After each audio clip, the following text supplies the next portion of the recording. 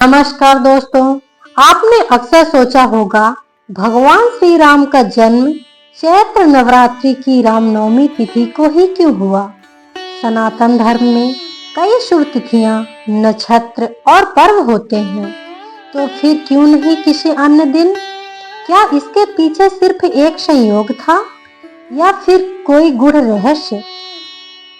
हम आपको इन सभी सवालों के उत्तर वीडियो के अंत में देंगे, इसलिए वीडियो को अंत तक जरूर देखें, क्योंकि आखिरी में हम एक ऐसा रहस्य बताएंगे जो बहुत कम लोग जानते हैं।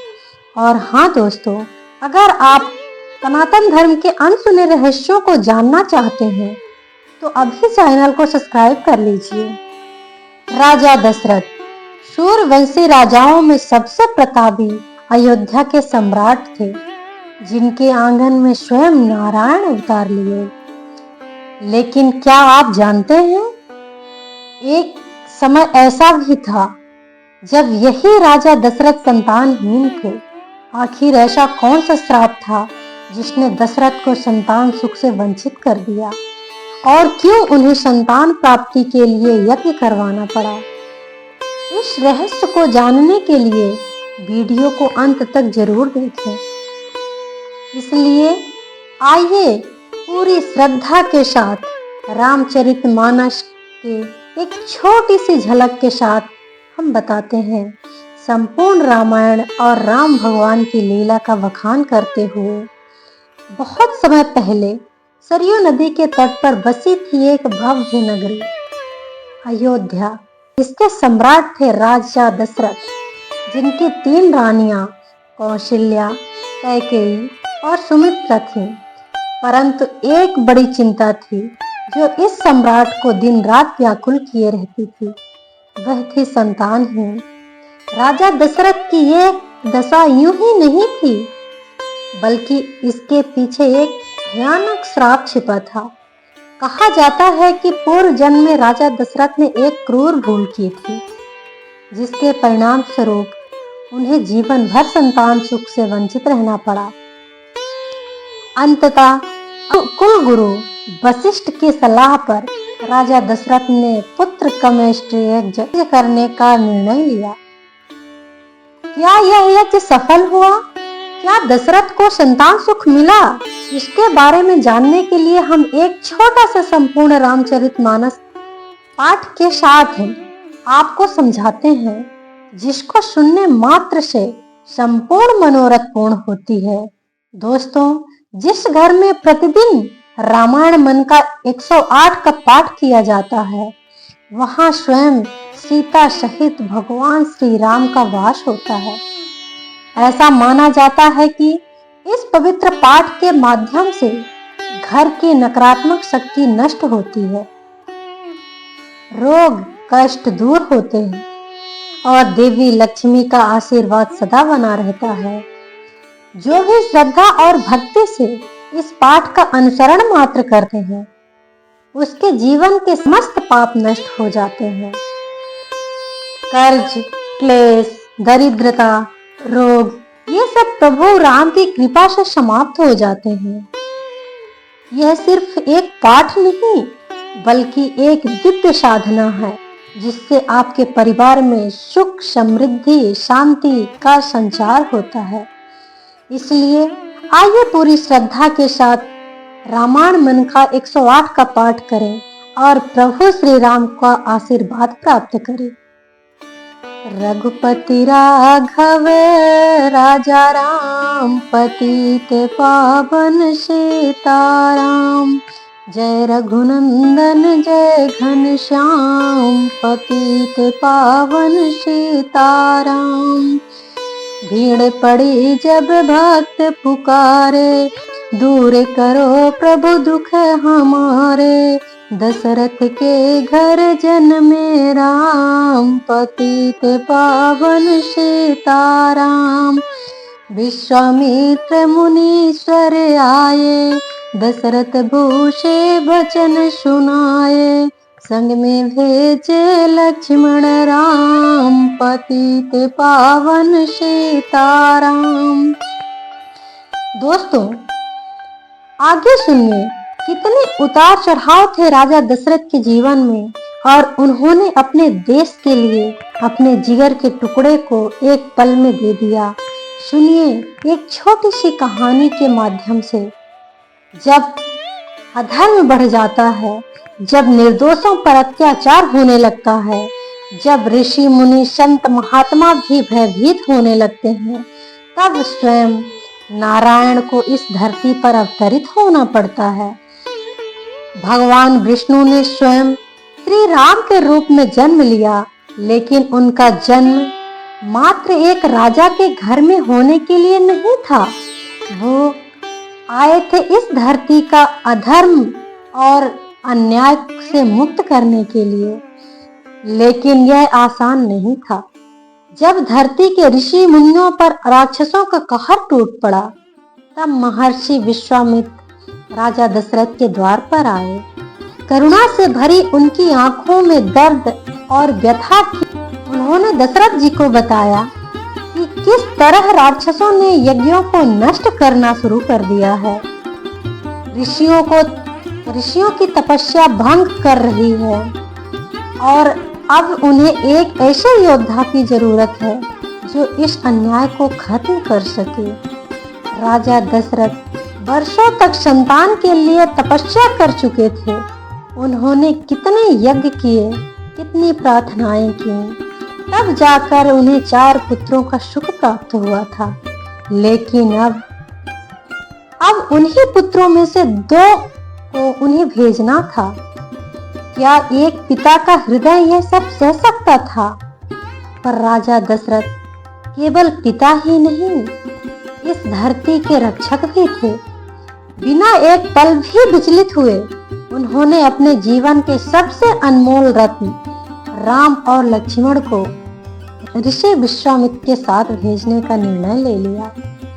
और राजा दशरथ का यह त्याग, यह निर्णय इतिहास में अमर हो गया। तो दोस्तों अब आगे सुनिए। रघुपति राघव राजा राम, पतित पावन सीताराम, जय रघुनंदन जय घनश्याम, पतित पावन सीताराम। वन में जाए ताड़का मारी, चरण छुआए अहिल्या तारी, ऋषियों के दुख हरते राम, पतित पावन सीताराम।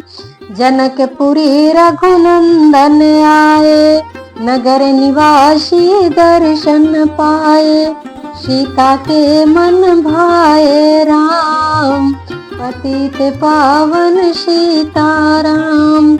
रघुनंदन ने धनुष चढ़ाया, सब राज्यों का मान घटाया, सीता ने बर पाए राम, पतित पावन सीताराम। तो दोस्तों प्रभु श्री राम का माता सीता का मिलन केवल एक विवाह नहीं था, बल्कि यह सृष्टि का वह सत्य था जो यह प्रमाणित करता है कि पुरुष और नारी एक दूसरे के बिना अधूरे हैं। राम सीता का प्रेम केवल भावनाओं का नहीं, बल्कि त्याग, समर्पण और अटूट विश्वास का प्रतीक था। विवाह एक बंधन नहीं, बल्कि आत्माओं का संगम है, जहां प्रेम और विश्वास की डोर सबसे महत्वपूर्ण होती है। और इसी सत्य की गवाही देने आज जनकपुरी में रघुनंदन श्री राम पधारे थे। तो आगे सुनिए दोस्तों। जय रघुनंदन जय घनश्याम, पतित पावन सीताराम। परशुराम क्रोधित हो आए, दुष्ट भूमन में हर्षाए। जनक राय ने किया प्रणाम, पतित पावन सीताराम। बोले लखन सुनो मुनि ज्ञानी, संत नहीं होते अभिमानी।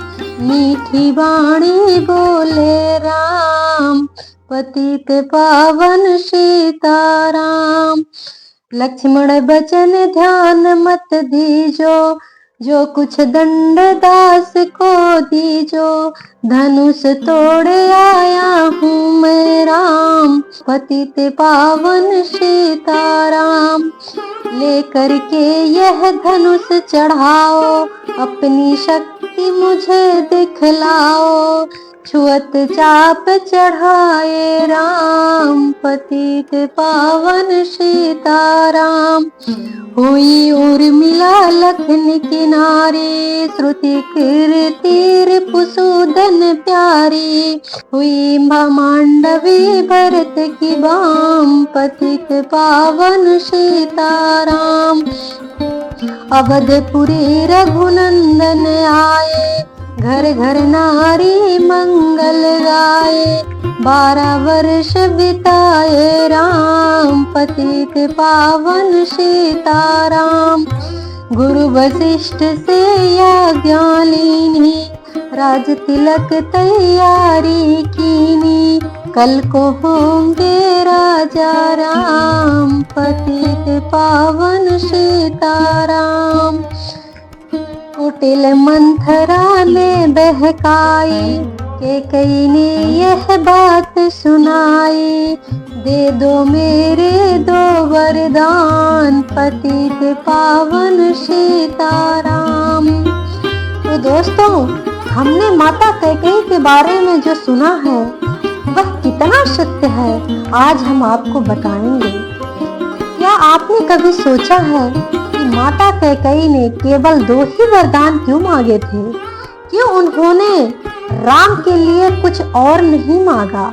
क्यों उन्होंने सिर्फ भरत के लिए राज्याभिषेक की बात की और वन का जिक्र किया? क्या यह मात्र एक संयोग था या इसके पीछे भी कोई रहस्य था जो युगों से हमसे छुपाया गया है? तो दोस्तों, हम चलते हैं उस रहस्य के बारे में जो अभी तक कुछ ही लोग जानते हैं। उस रात जब पूरी अयोध्या में राम राज के तिलक की तैयारियां हो रही थी, तब कोई नहीं जानता था कि महल के एक कक्ष में एक निर्णय लिया जा रहा है जो इतिहास की धारा को बदलने वाला है। राम चुपचाप माता कैकेयी के पास पहुंचे। उनके चेहरे पर हल्की मुस्कान होती है, लेकिन उनकी आंखों में गंभीरता झलक रही होती है। माता कैकेयी आश्चर्यचकित थी। इस समय राम यहाँ क्यों आए हैं? मन ही मन में सोच रही थी। तभी राम एक मीठी और कोमल मधुर वाणी से बोला, माँ। राम ने धीमे स्वर में कहा, आप तो सर्वज्ञ हैं। आपको एक जात होगा कि मैं केवल इस धरती पर राजा बनकर राज भोगने नहीं आया हूँ। मेरा जन्म एक उद्देश्य के लिए हुआ है माँ। माता कैकेयी समझ नहीं पा रही थी कि राम कहना क्या चाहते हैं। माँ, मुझे राज्य नहीं चाहिए, मैं बन जाना चाहता हूँ। क्योंकि माँ, मैं अधर्म का नाश और धर्म की स्थापना करने आया हूँ, राज्य करने नहीं आया हूँ माँ। मैं पुरुषोत्तम धर्म सिखाने आया हूँ। फिर इस बंधन में मैं कैसे रह सकता हूँ माँ?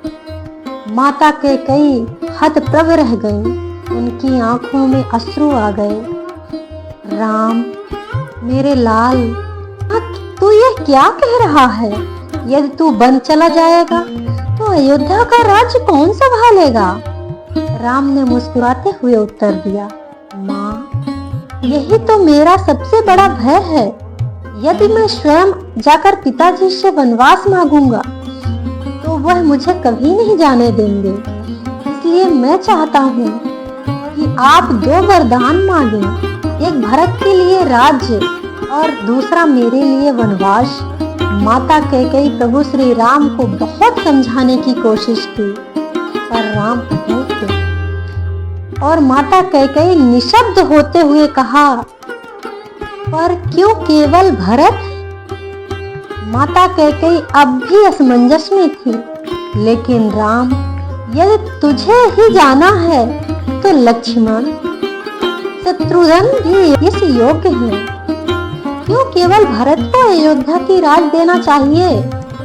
राम मुस्कुराए, लेकिन इस बार उनकी मुस्कान में एक रहस्य छिपा था। माँ, लक्ष्मण मेरे साथ वन में जाएंगे, शत्रुघ्न भरत के साथ रहेंगे, लेकिन अयोध्या के लिए केवल भरत ही योग्य है। केवल वही है जो मेरे बिना इस राज्य को संभाल सकता है। भरत में वह सहनशीलता है जो एक राजा के लिए आवश्यक होती है। वह केवल शक्ति से नहीं बल्कि प्रेम और संयम से राज्य चलाएगा।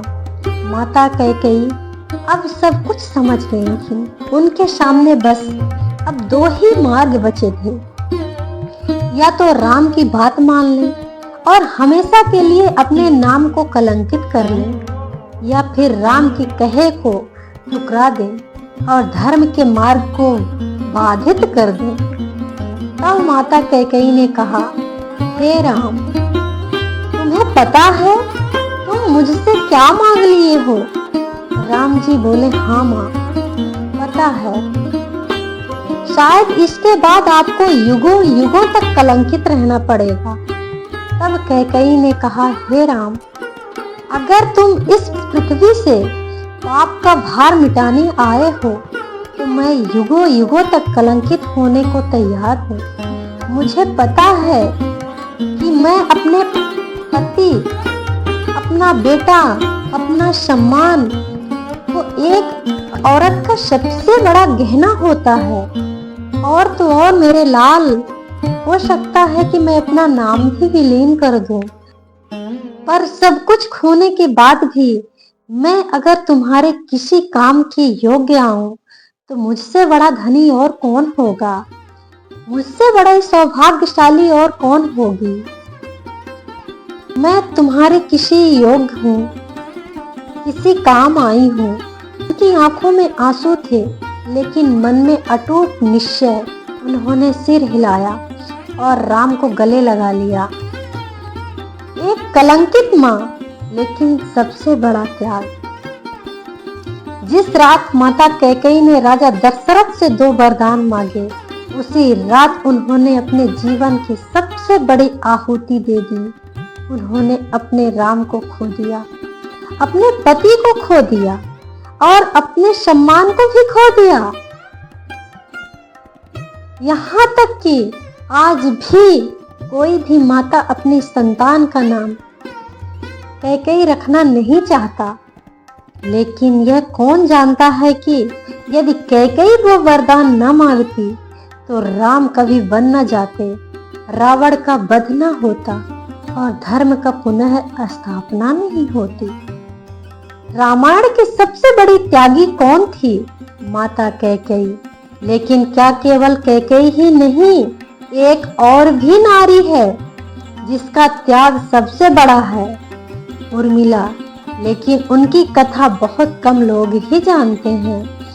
अगर आप इस वीडियो को पसंद करें तो हमें कमेंट में जरूर बताएं, क्योंकि अगली वीडियो में हम उर्मिला का अद्भुत त्याग की कहानी लेकर आएंगे।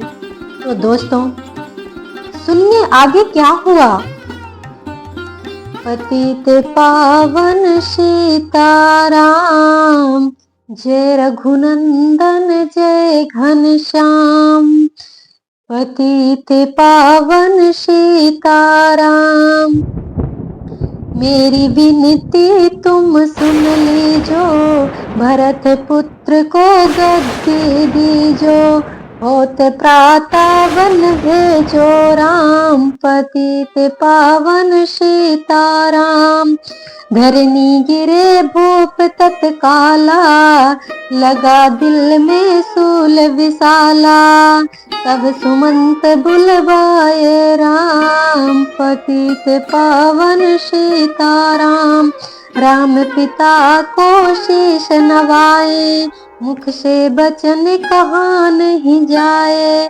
कैकेयी बचन सुनाए राम, पतित पावन सीताराम। राजा के तुम प्राण के प्यारे, इनके दुख हरोगे सारे। अब तुम वन में जाओ राम, पतित पावन सीताराम। वन में 14 वर्ष बिताओ, रघुकुल रीति नीति अपनाओ। तपसी वेश बनाओ राम, पतित पावन सीताराम। सुनत बचन रघुवर हर्षाये, माता जी के मंदिर आए। चरण कमल में किया प्रणाम, पतित पावन सीताराम। माता जी तो मैं बन जाऊं, 14 वर्ष बाद फिर आऊं। चरण कमल देखे सुख धाम, पतित पावन सीताराम। सुनी सोल सम जब यह वाणी, भू पर गिरी कौशल्या रानी। धीरज बधा रहे श्री राम, पतित पावन सीताराम। सीता जी जब यह सुन पाई, रंग महल से नीचे आई। कौशल्या को किया प्रणाम, पतित पावन सीताराम। मेरी चूक क्षमा कर दीजो, बन जाने की आज्ञा दीजो। सीता को समझाते राम, पतित पावन सीताराम। मेरी सीख सिया सुन लीजो, सास ससुर की सेवा कीजो। मुझको भी होगा विश्राम, पतित पावन सीताराम। मेरा दोष बता प्रभु दीजो, संग मुझे सेवा में लीजो।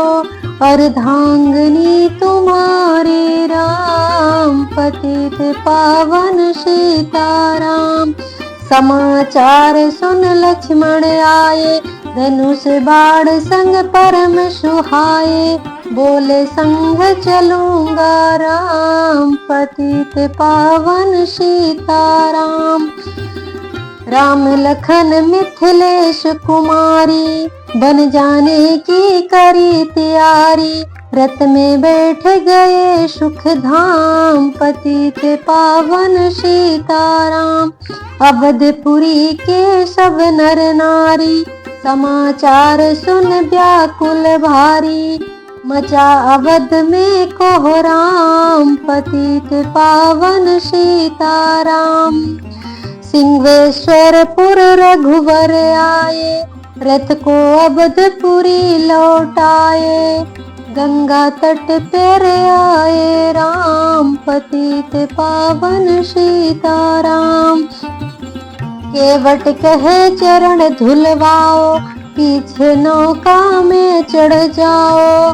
पत्थर कर दी नारी राम, पतित पावन सीताराम। जय रघुनंदन जय घनश्याम, पतित पावन सीताराम।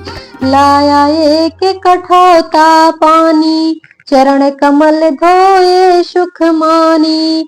नाव चढ़ाए लक्ष्मण राम, पतित पावन सीताराम। उतराई में मुद्रे दीनी, केवट ने यह बिनती कीनी। उतराई नहीं लूंगा राम, पतित पावन सीताराम। तुम आए हम घाट उतारे, हम आएंगे घाट तुम्हारे। तब तुम पार लगायो राम, पतित पावन सीताराम। भारद्वाज आश्रम पर आए, राम लखन ने शीश नवाए। एक रात कीन्हा विश्राम, पतित पावन सीताराम। भाई भरत अयोध्या आए, कैकेयी के ओ कटु वचन सुनाए। क्यों तुमने बन भेजे राम, पतित पावन सीताराम। चित्रकूट रघुनंदन आए, बन को देख सिया सुख पाए। मिले भरत से भाई राम, पतित पावन सीताराम। अवधपुरी को चलिए भाई, यह सब कैकेयी की कुटिलाई। तनिक दोष नहीं मेरा राम, पतित पावन सीताराम। चरण पादुका तुम ले जाओ, पूजा कर दर्शन फल पावो। भरत को कंठ लगाए राम, पतित पावन सीताराम। आगे चले राम रघुराया, निस्सारों का वंश मिटाया। ऋषियों के हुए पूरन काम, पतित पावन सीताराम। अनसुईया की कुटिया आए, दिव्य वस्त्र श्यामा ने पाए। था मुनि यात्री का वह धाम, पतित पावन सीताराम। मुनि स्थान आए रघुराई, सुड़ पड़ खाकी नाक कटाई। हरे दूसड़ को मारे राम, पतित पावन सीताराम। पंचवटी रघुनंदन आए, कनक मृग मारिच संग लाए। लक्ष्मण तुम्हें बुलाते राम, पतित पावन सीताराम। रावण साधु वेश में आया, भूख ने मुझको बहुत सताया। भिक्षा दो यह धर्म का काम, पतित पावन सीताराम। भिक्षा लेकर सीता आई, हाथ पकड़ रथ में बैठाई। सुनी कुटिया देखे राम, पतित पावन सीताराम। धरनी गिरे राम रघुराई, सीता के बिन व्याकुलताई। हे प्रिय सीते चीखे राम, पतित पावन सीताराम। लक्ष्मण सीता छोड़ नहीं तुम आते, जनक दुलारी नहीं गवाते।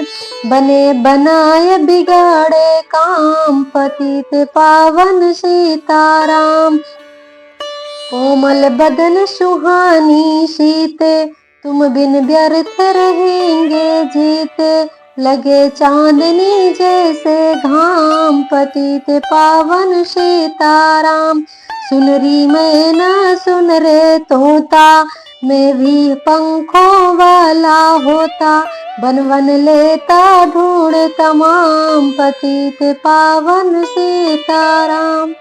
श्यामा हिरणी तू ही बता दे, जनक नंदनी मुझे मिला दे। तेरे जैसी आंखें श्याम, पतित पावन सीताराम। बन बन ढूंढ रहे रघुराई, जनक दुलारी कहीं न पाई। गिद्धराज ने किया प्रणाम, पतित पावन सीताराम। चख चख कर फल शबरी लाई, प्रेम सहित खाए रघुराई। ऐसे मीठे नहीं है आम, पतित पावन सीताराम। विप्र रूप धरि हनुमत आए, चरण कमल में शीश नवाए। कंधे पर बैठाए राम, पतित पावन सीताराम। सुग्रीव से करी मित्राई, अपनी सारी कथा सुनाई। बाली पहुँचाए निज धाम, पतित पावन सीताराम। सिंहासन सुग्रीव बैठाया, में वह अति हर्षाया। वर्षा ऋतु आई है राम, पतित पावन सीताराम। हे भाई लक्ष्मण तुम जाओ, वानर पति को यूं समझाओ। सीता बिन व्याकुल है राम, पतित पावन सीताराम। देश देश वानर भिजवाए, सागर के तट पर आए। सहते भूख प्यास और घाम, पतित पावन सीताराम। संपत्ति ने पता बताया, सीता को रावण ले आया। सागर कूद गए हनुमान, पतित पावन सीताराम। कोने कोने पता लगाया, भगत विभीषण का घर पाया। हनुमान को किया प्रणाम, पतित पावन सीताराम। अशोक वाटिका हनुमत आए, तले सीता को पाए। आंसू बरसे आठों याम, पतित पावन सीताराम। रावण संग निशाचरी लाके, सीता को बोला समझा के। मेरी ओर देखो तुम बाम, पतित पावन सीताराम।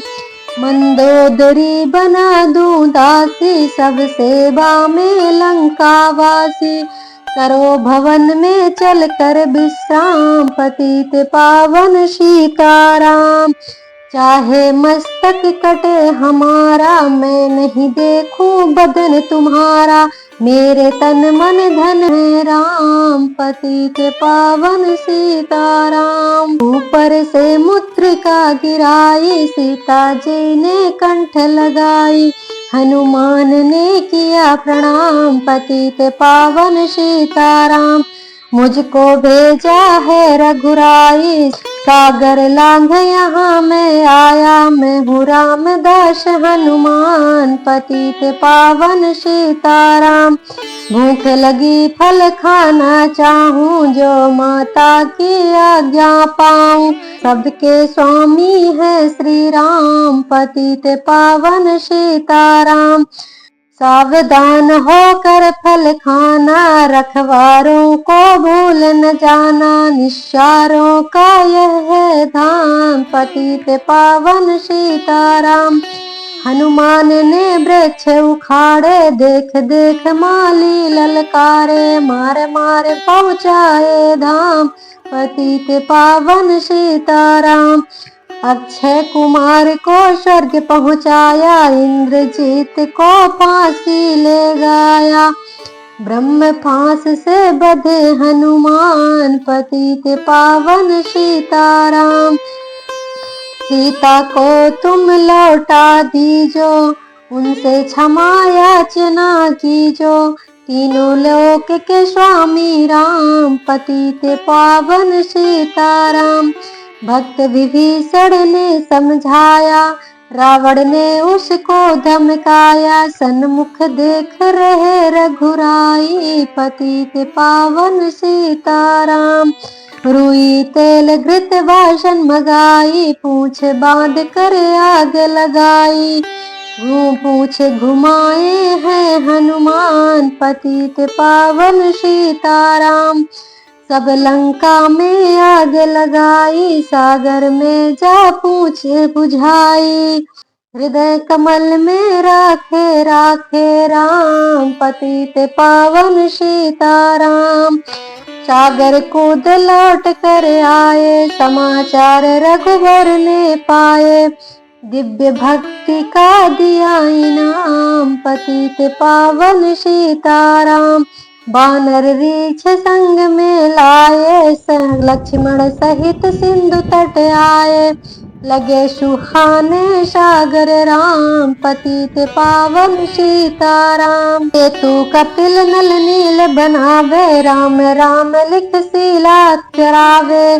लंका पहुँचे राजा राम, पतित पावन सीताराम। अंगद चल लंका में आया, सभा बीच में पाँव जमाया। बाली पुत्र महाबल धाम, पतित पावन सीताराम। रावण पाव हटाने आया, अंगद ने फिर पाँव उठाया। क्षमा करे तुझको श्री राम, पतित पावन सीताराम। इशारों की सेना आई, गरज तरज कर हुई लड़ाई। बानर बोले जय सिया राम, पतित पावन सीताराम। इंद्रजीत ने शक्ति चलाई, धरनी गिरे लखन मुरझाए। चिंता करके रोए राम, पतित पावन सीताराम। जब मैं अवधपुरी से आया, हाय पिता ने प्राण गवाया। वन में गई चुराई बाम, पतित पावन सीताराम। भाई तुमने भी छुटकाया, जीवन में कुछ सुख नहीं पाया। सेना में भारी कोहराम, पतित पावन सीताराम। जो संजीवनी बूटी को लाए, तो भाई जीवित हो जाए। बूटी लाएगा हनुमान, पतित पावन सीताराम। जब बूटी का पता न पाया, पर्वत ही लेकर के आया। काल नेम पहुँचाया धाम, पतित पावन सीताराम। भक्त भरत ने बाण चलाया, चोट लगी हनुमत लगड़ाया। मुख से बोले जय सिया राम, पतित पावन सीताराम। बोले भरत बहुत पछता कर, पर्वत सहित बाण बिठाकर। तुम्हें मिला दूं राजा राम, पतित पावन सीताराम। बूटी लेकर हनुमत आया, लखन लाल उठ शीस नवाया। हनुमत कंठ लगाए राम, पतित पावन सीताराम। कुंभकर्ण उठ कर तब आया, एक बाण से उसे गिराया। इंद्रजीत पहुँचाया धाम, पतित पावन सीताराम।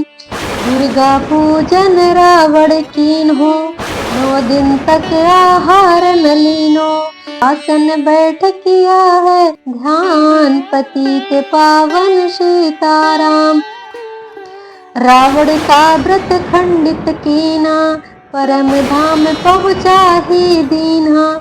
वानर बोले जय सिया राम, पतित पावन सीताराम। सीता ने हरि दर्शन कीना, चिंता शोक सभी तज दीना। हंस कर बोले राजा राम, पतित पावन सीताराम। पहले अग्नि परीक्षा पाओ, पीछे निकट हमारे आओ।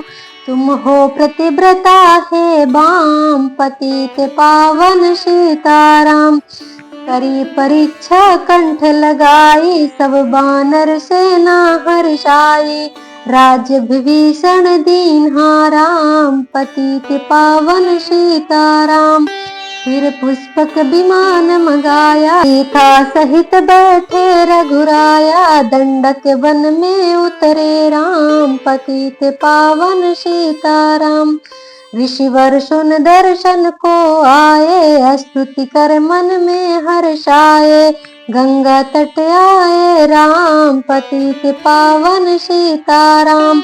नंदी ग्राम पवन सुत आए, भाई भरत को वचन सुनाए। लंका से आए हैं राम, पतित पावन सीताराम। कहो विप्र तुम कहाँ से आए, ऐसे मीठे वचन सुनाए। मुझे मिला दो भैया राम, पतित पावन सीताराम। अवधपुरी रघुनंदन आए, मंदिर मंदिर मंगल गाए। माताओं से किया प्रणाम, पतित पावन सीताराम। भाई भरत को गले लगाया, सिंहासन बैठे रघुराया। जग ने कहा है राजा राम, पतित पावन सीताराम। सब भूमि विप्रों को दीनी, विप्रों ने वापस दे दीनी। हम तो भजन करेंगे राम, पतित पावन सीताराम।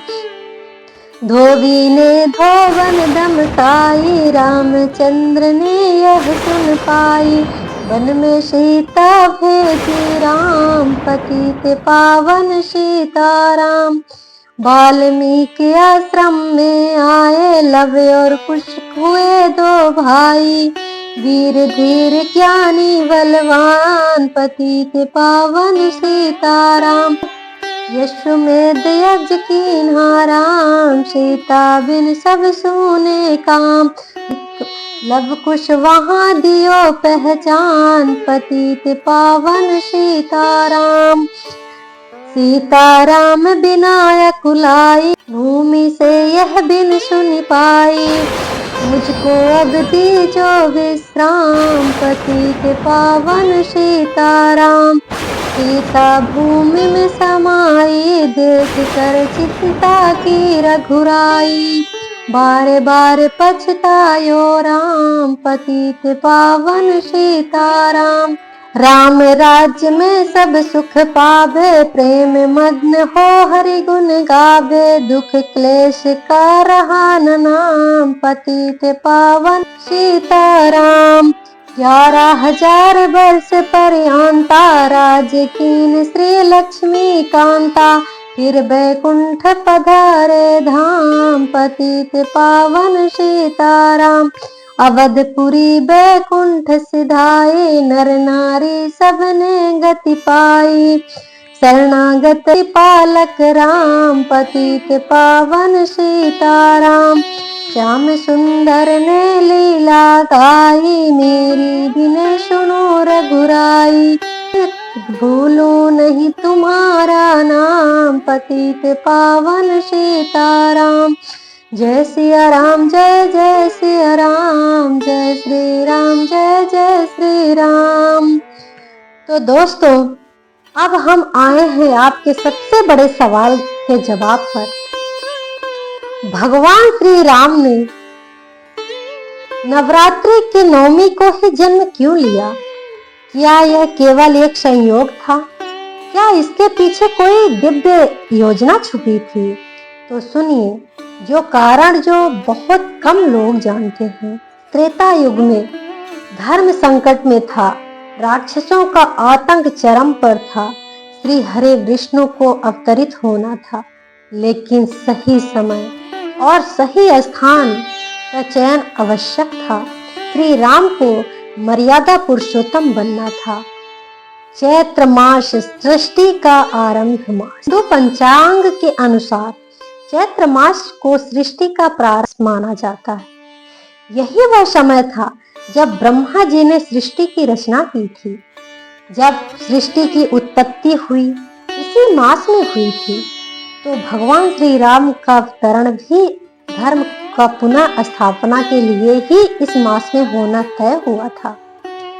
नवमी तिथि शक्ति का चरम स्तर। नवमी तिथि का शक्ति का शिखर माना जाता है। नवमी तिथि शक्ति का चरम स्तर। नवमी तिथि का शक्ति का शिखर माना जाता है। भगवान विष्णु के अवतार राम को शक्ति के पूर्ण तेज के साथ जन्म लेना था, इसलिए माँ दुर्गा की 9 शक्तियों के जागरण के दिन ही उन्हें पृथ्वी पर जन्म लेना था। नवमी तिथि और सूर्य का गहरा संबंध। भगवान राम सूर्यवंशी राजा थे और नवमी तिथि सूर्य के तेज और शक्ति से जुड़ी होती है। नवमी को जन्म लेने से यह सुनिश्चित हुआ कि उनका चरित्र सूर्य के भांति उज्जवल और प्रकाशमान होगा। इसीलिए राम के तेज और धर्मनिष्ठा का प्रतीक नवमी तिथि की थी। चैत्र नवरात्रि असुरों शक्तियों का विनाश और धर्म की स्थापना का पर्व है। भगवान राम अवतार इस बात का प्रतीक है कि वह अधर्म के नाश के लिए आए थे। यही कारण था कि उन्होंने रावण का वध के लिए इसी शक्ति का धारण किया। भगवान श्री राम का जन्म दोपहर 12 बजे क्यों हुआ, यह एक गुप्त रहस्य है। तो दोस्तों, आज हमने जाना कि भगवान श्री राम ने चैत्र रामनवमी को ही जन्म क्यों लिया, लेकिन अभी एक और गुप्त रहस्य बाकी है। क्या आपने कभी ये सोचा है कि भगवान राम का जन्म दोपहर 12 बजे में ही क्यों हुआ था? क्या यह सिर्फ एक संयोग था या इसके पीछे कोई दिव्य संकेत छुपा है? अगर आप इस रहस्यमयी सत्य को जानना चाहते हैं तो कमेंट में जय श्री राम लिखें। इस सत्य से जुड़ी पूरी कहानी हम आपको अगली वीडियो में सुनाने वाले हैं। यह कहानी आपकी की आत्मा को छू जाएगी और आपको राम जन्म की इस दिव्य रहस्य को और गहराई को समझने का अवसर देगी। तो बने रहिए हमारे साथ और हमारे इस पृषा तृषा ज्ञान गंगा चैनल से। और वीडियो अगर पसंद आई है तो प्लीज उसे लाइक जरूर करें। इस वीडियो को उन सभी भक्तों, राम भक्तों तक पहुंचाइए जो भगवान राम की लीलाओं के इन अनसुने रहस्यों को जानना चाहते हैं। क्या आपको यह जानकारी रोचक लगी तो वीडियो को प्लीज लाइक करें, चैनल को सब्सक्राइब करें और बेल आइकन को जरूर दबाएं ताकि हमारी आगे आने वाली रहस्यमयी रामायण की जानकारी आपको सबसे पहले मिले। जय श्री राम।